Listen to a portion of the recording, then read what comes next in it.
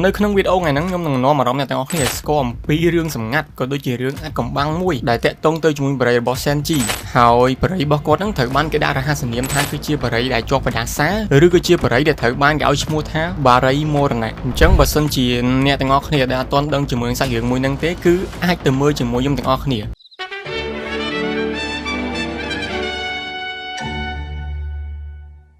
ស្វាគមន៍ប្រិយមិត្តទាំងអស់គ្នាសម្រាប់ការធ្វើត្រឡប់មកវិញជាមួយនឹងវីដេអូថ្មីអញ្ចឹងបន្ទាប់ពីខកខានជួបគ្នាអស់រយៈពេលជាយូរប្រហែលជា7មួយអាទិត្យដែលខ្ញុំអត់ទាន់បានផុសវីដេអូអីសោះអញ្ចឹងវីដេអូថ្ងៃហ្នឹងគឺយើងធ្វើត្រឡប់មកជាមួយនឹង Anime Radio KH ហើយ Anime Radio KH គឺជាឈ្មោះដែលខ្ញុំទើបតែបានដាក់ថ្មីៗទៀតដោយសារកាលមុនខ្ញុំហៅកម្មវិធីនៃវីដេអូថាគឺជា Anime Story KH ក៏ប៉ុន្តែខ្ញុំគិតថាបើសិនជាខ្ញុំ rename វារៀងប្លែកជាងនេះទៀតគឺខ្ញុំដាក់ថា Anime Radio KH ឬបើសិនជាយើងបកស្រាយជាភាសាខ្មែរយើងអាចហៅបានថាកម្មវិធីវិទ្យុដែលយើងនិយាយតាក់ទងអំពី Anime អញ្ចឹងឥឡូវយើងត្រឡប់មកជាមួយនឹង topic យើងវិញសម្រាប់ topic យើងថ្ងៃហ្នឹងគឺយើងនឹងនិយាយអំពី Barai ឬក៏ Secret ដែល Senji គាត់បានជួបហើយមូលហេតុដែលខ្ញុំយក topic ហ្នឹងមកនិយាយដោយសារតែវាគួរឲ្យចាប់អារម្មណ៍មែនទែនព្រោះដោយសារតែមាន fan Senji ច្រើនបាននាំគ្នាឆ្ងល់ថាតើ Barai ដែលគាត់ជួបហ្នឹងមានឈ្មោះអីគេបើយោងទៅតាមការស្រាវជ្រាវរបស់ខ្ញុំនៅក្នុងប្រព័ន្ធអ៊ីនធឺណិតសម្រាប់ Barai របស់ Senji ដែលគាត់បានជួបត្រូវបានគេឲ្យឈ្មោះពីរគឺ King Crown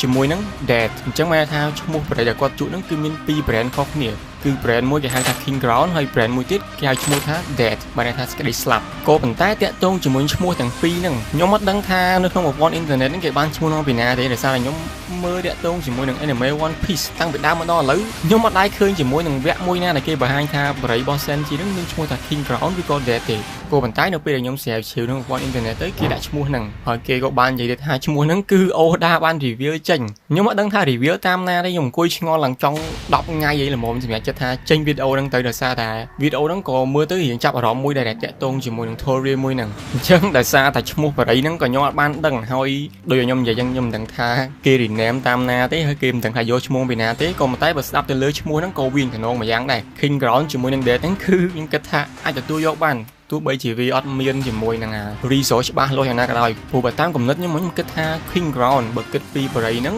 វាអាចនឹង relate ទៅជាមួយនឹងរឿងរ៉ាវរបស់ Senji ដែលយើងបានដឹងចឹងថាហេតុការណ៍ដែលកើតនៅក្នុង Whole Cake Island ហើយមួយហ្នឹងឯងដែលធ្វើឲ្យយើងដឹងអំពីសាវតាពិតរបស់ Senji ដោយសារតែកាលពីមុនយើងស្គាល់ Senji ថាឈ្មោះពេញរបស់គាត់គឺ Black Leg Senji ក៏ប៉ុន្តែនៅពេលដែល Whole Cake Island បានមកដល់គឺ reveal ចេញជាមួយនឹង identity ពិតរបស់គាត់ដែលយើងហៅគាត់ថា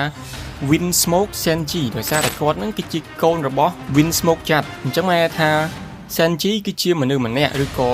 ជាបុត្រម្នាក់ដែលស្ថិតនៅក្នុងវងត្រកូល Windsmoke Family ហើយ Windsmoke ចាច់ត្រូវបានយើងស្គាល់ថាគាត់គឺជា King ដែលគ្រប់គ្រងនៅលើ Germa Kingdom គឺគាត់គឺជាមនុស្សម្នាក់ដែលធ្វើការសិក្សាស្រាវជ្រាវទៅលើប្រភេទ Science ក៏ដូចជាប្រភេទជាសាស្ត្រដែលស្រដៀងទៅជាមួយនឹង Dr. Wake Pang អញ្ចឹងបានន័យថា Senji គាត់គឺជា Prince គឺជាមនុស្សម្នាក់ដែលមានជាប់សាច់សាលោហិតជាមួយនឹងខ្សែរាជវង្សអញ្ចឹងបានជាគេនាំគ្នាដាក់ឈ្មោះបរិយរបស់គាត់ហ្នឹងគឺ King Crown ហើយបើសិនជាយើងនិយាយដល់ឈ្មោះបរិយមួយទៀតដែលត្រូវគេបានដាក់រហស្សនាមថា Dead ឬក៏សេចក្តីស្លាប់ហ្នឹងគឺវាមានរឿងរ៉ាវជាច្រើនដែលស្ថិតនៅពីក្រោយហ្នឹងហើយរឿងរ៉ាវដែលគួរចម្លែកហ្នឹងគឺបានន័យថាតួអង្គណាក៏ដោយដែលនៅក្នុងពិភព One Piece ហ្នឹងបើសិនជាតួអង្គនឹងធ្វើការអុចបរិយឲ្យ Senji ជក់នោះនៅពេលអនាគតទៅមុខទៀតតួអង្គទាំងអស់ហ្នឹងអាចនឹងស្លាប់អូខេអ្នកទាំងអស់គ្នាអញ្ចឹងឥឡូវយើងមកដល់ចំណុចក្រសើបនៃ topic របស់យើងហើយបើសិនជាយើងកលេចទៅមើល One Piece Anime episode ទី95ដែលកើតឡើងនៅ Alabasta ពេលហ្នឹងគឺជាពេលដំបូងបំផុតក៏ដូចជាតួអង្គដំបូងបំផុត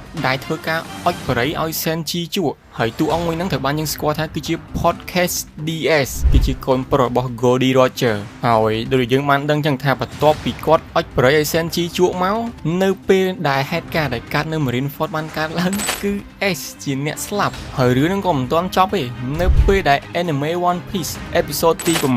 845ពេលហ្នឹងឯងគឺជាពេលវេលាទី2ក៏ដូចជាតួអង្គទី2ដែលបានធ្វើការអុចបរិយឲ្យ Senji ជក់ដូចគ្នាហើយតួអង្គមួយហ្នឹងត្រូវបានយើងស្គាល់ថា Petro ដោយដែលយើងបានដឹងចឹងថាបន្ទាប់ពី Petro បានអុចបរិយឲ្យ Senji ជក់មកឡងបានប្រហែលអេពីសូតហ្នឹងគឺ Petro គាត់បានធ្វើការ sacrifice មានថាគាត់ធ្វើការពលីជីវិតរបស់គាត់ហ្នឹងដើម្បីឲ្យ Straw Hat Pirate ហ្នឹងរត់គេចពី Whole Cake Island ហ្នឹងហើយពេលហ្នឹងឯងគឺជាពេលវេលាដែល Petro គាត់បានស្លាប់ដូចគ្នា ចឹងសរុបមកវិញថាតួអង្គពីរនាក់ហ្នឹងគឺគាត់មានបំណងក្នុងការអុចបរិយឲ្យសែនជីជួចុះបើសិនជាយើងសួរមកសំណួរទៀតថាហើយចុះតួអង្គ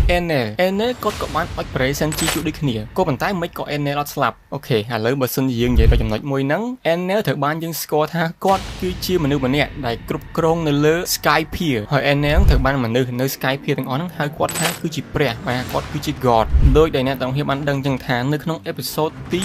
184នៅពេលដែល Enel គាត់បានប្រើជាមួយនឹងថាមពល attack របស់គាត់មួយដែលមានឈ្មោះថា Eltor ហើយពេលហ្នឹងឯងគឺជាពេលដែលគាត់ប្រើថាមពល attack ទៅលើ Senji ក៏ប៉ុន្តែនៅពេលដែលគាត់ attack ទៅលើ Senji ហ្នឹង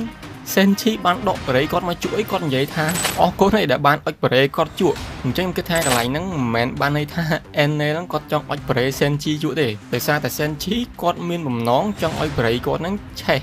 នៅពេលដែល Enel attack មកលើគាត់អញ្ចឹងគិតថា head point មួយហ្នឹងក៏វាស្ដាប់ទៅរៀងសមស្របដែរដោយសារតែ Enel គាត់អត់មានបំណងថាគាត់ចង់អុចបរិយ Senji ជក់ទេដោយសារតែ Senji គាត់ចង់មានបំណងចង់ឲ្យបរិយគាត់ឆេះតែខ្លួនឯងអញ្ចឹងយើងអ្នកទាំងអស់គ្នាវីដេអូហ្នឹងគឺមានតែប៉ុណ្្នឹងទេហើយស្ដាប់ទៅក៏វារៀងខ្លីដែរក៏ប៉ុន្តែខ្ញុំគិតថា Tourist មួយហ្នឹងក៏វាស្ដាប់ទៅរៀងគួរឲ្យចាប់អារម្មណ៍ដែរអញ្ចឹងយើងចាំសង្កេតមើលទៅមុខបន្តទៀតថាចាំមើលតួអង្គណាទៀតដែលមានបំណងថាចង់អុចបរិយ Senji ជក់ហ្នឹងតើគាត់នឹងមានជោគវាសនាដូចពីរអ្នកមុនដែលស្លាប់នេះឬក៏យ៉ាងណាហើយបើសិនជាអ្នកទាំងអស់គ្នាមានគំនិតក៏ដូចជាយោបល់ផ្សេងៗដែលតាក់ទងជាមួយ Tourist មួយហ្នឹងគឺអ្នកទាំងអស់គ្នាអាចធ្វើការ comment ខាងក្រោមបានអញ្ចឹងយេបាយបាយជួបគ្នាវីដេអូក្រោយ